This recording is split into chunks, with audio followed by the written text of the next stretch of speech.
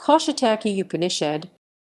The Kaushitaki Upanishad Sanskrit, Kaushitaki Upanishad. Kaushitaki Upanishad is an ancient Sanskrit text contained inside the Rig Veda.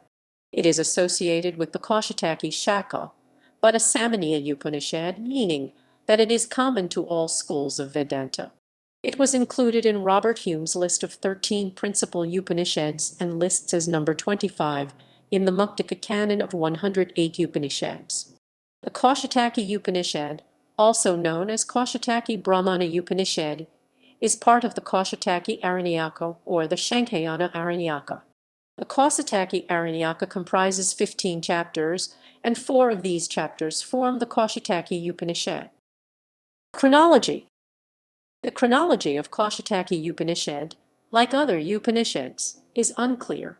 It is based on an analysis of archaism, style, and repetitions across texts, driven by assumptions about likely evolution of ideas and on presumptions about which philosophy might have influenced which other Indian philosophies. Kaushitaki Upanishad was probably composed before the middle of the first millennium BCE. Ranade places Kaushitaki chronological composition in the third group of ancient Upanishads, composed about the time of Aitareya and Taittiriya Upanishads. Juan Mascaro posits that Kaushitaki Upanishad was probably composed after Brihadaranyaka, Chandogya, and Taittiriya Upanishads, but before all other ancient principal Upanishads of Hinduism. Deussen as well as Winternitz consider the Kaushitaki Upanishad as amongst the most ancient prose-style Upanishads and pre-Buddhist, pre-Jaina literature.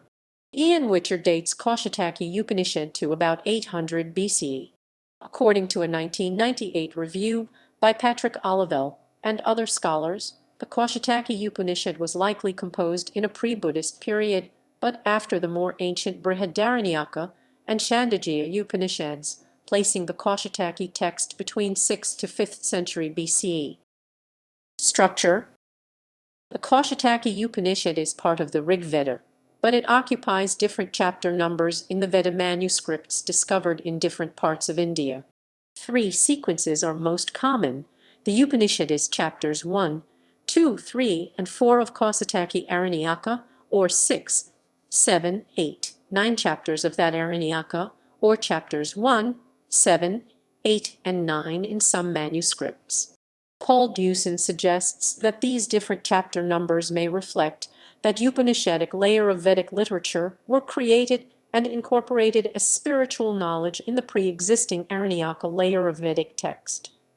And when this was being done in distant parts of India, the sequencing information was not implemented uniformly.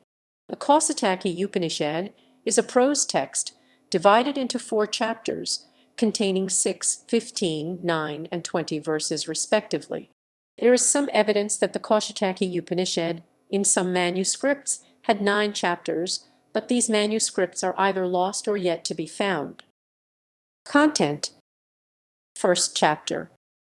In the first chapter of the Kaushitaki Upanishad, rebirth and transmigration of Atman's self is asserted as existent, and that one's life is affected by karma, and then it asks whether there is liberation and freedom from the cycles of birth and rebirth. Verse 2 of the first chapter states it as follows abridged. Born am I, and again reborn, as 12-fold year, as 13th beyond the moon, from the 12-fold, from the 13-fold Father. This one and the other verse is this to know, until ye seasons be led to death by virtue of this truth, by virtue of this tapas. I am the seasons, I am the child of the seasons. Who are you? Are you? I am you. In verse 6 of chapter 1, the Kaushitaki Upanishad asserts that a man is the season nature, sprouts from season, rises from a cradle, reborn through his wife as splendor. It then states, in a dialogue between man and Brahman universal self, eternal reality, he declares, man is the self is every living being, you are the self of every being. What you are, I am. More, I am. Man asks, who am I then? Brahman answers, the truth. Edward Cowell translates the above verses that declare the oneness in Atman and Brahman principle as follows. The self answers, when asked by Brahma, who art thou? I am time, I am what is in time. I am born from the womb of space, from the self-manifesting light of Brahman, the seed of the year, the splendor of the past and the cause, the self of all that is sensible and insensible, and of the five elements. Thou art self. What thou art, that am I. Brahma says to him, Who am I? His answer, Thou art the truth. Second chapter. In the second chapter of the Kaushitaki Upanishad, each life and all lives is declared as Brahman universal self, eternal being. To the extent a person realizes that his being is identical with Brahman, to that extent he is Brahman. He doesn't need to pray, states Kaushitaki Upanishad. The one who realizes and understands his true nature as identical with the universe, the Brahman. To those who don't understand their Atman, they blindly serve their senses and cravings, they worship the without, and in contrast, those who do understand their Atman, their senses serve their Atman, they live holistically.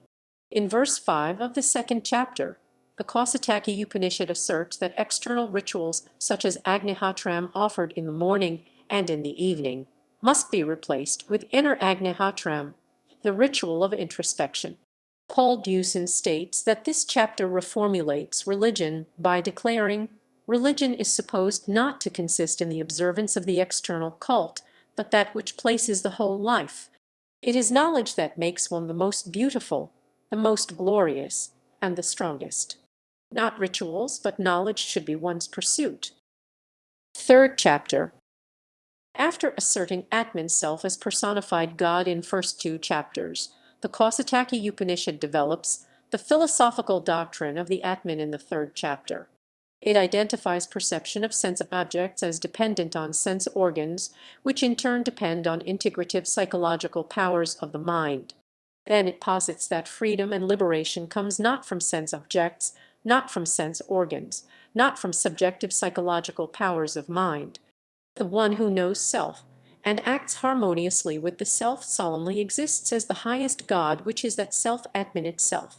The chapter invokes deity Indra, personifies him as Atman, and reveals him as communicating that he is life, breath, and Atman is him, and all is one. The chapter presents the metaphysical definition of a human being as consciousness, Atman, self. In verse 3, it develops the foundation for this definition by explaining that speech cannot define a human being because we see human beings midst us who are born without the power of speech dumb, that sight cannot define a human being because we see human beings midst us who are born without the ability of sight blind, that hearing cannot define a human being because we see human beings midst us. A being has life force, which is consciousness, and that which is conscious has life force. In many verses of chapter 3, the theme, the proof and the premise is reasserted by Kaushitaki Upanishad that prana is prajna, prajna is pranavai pran h sa prajnaya, yava prajnaya as pran h, life force is consciousness, consciousness is life force.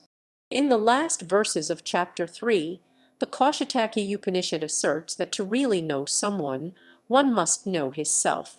Know the self of the subject, not just superficial objects. The structure of its argument is as follows abridged.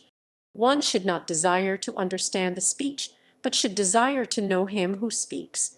One should not desire to understand the smell described by a person, but should desire to know him who smells. One should not desire to understand the form of the person, but should desire to know him who sees the form. One should not desire to understand the sound described, but should desire to know him who hears. One should not desire to understand the food description, but should desire to know him who tastes. One should not desire to understand the deed, but should desire to know him who performs the deed. One should not desire to understand pleasure and pain from excitation, but should desire to know him who feels the pleasure and pain. One should not desire to understand the opinion and thinking, but should desire to know him who opines and thinks. Because if there were no elements of consciousness, there would be no elements of material being. Because if there were no elements of material being, there would be no elements of consciousness. Because any one phenomenon does not come about through the one without the other. Because prana life force is also the prajnatman knowledge, self, is bliss, is not aging, is immortal. This is my Atman self which one should know. This is my Atman which one should know. Edward Carroll translates these last verses as prana is prajna. It is joy, it is eternally young, it is immortal. This is the guardian of the world, this is the king of the world, this is the lord of the world, this is myself. Thus let a man know, thus let a man know. Robert Hume summarizes the last verse of Kaushitaki's chapter 3 as stating that a human being's ethical responsibility, his very self-being, is identical with the world all. Fourth chapter. The fourth chapter of Kaushitaki Upanishad builds on the third chapter, but it peculiarly varies in various manuscripts of Rig Veda discovered in Indian subcontinent. This suggests that this chapter may be an addition of a later era. Despite the variations, the central idea is similar in all recensions so far. The chapter offers 16 themes in explaining what Brahman Atman is, which overlaps with the 12 found in chapter 2 of Brihadaranyaka Upanishad. This last chapter of Kaushitaki Upanishad states that Brahman and self are one. There is ultimate unity in the self, which is the creative, pervasive, supreme, and universal in each living being. Translations. The Kaushitaki Upanishad has been translated by many scholars, but the translations vary because the manuscripts used vary. It was translated into Persian in medieval times. As Kakhenk, however, the manuscript used for that translation has been lost. The most cited English translations are those by Edward Cowell, Paul Deussen, Robert Hume, and Max Muller.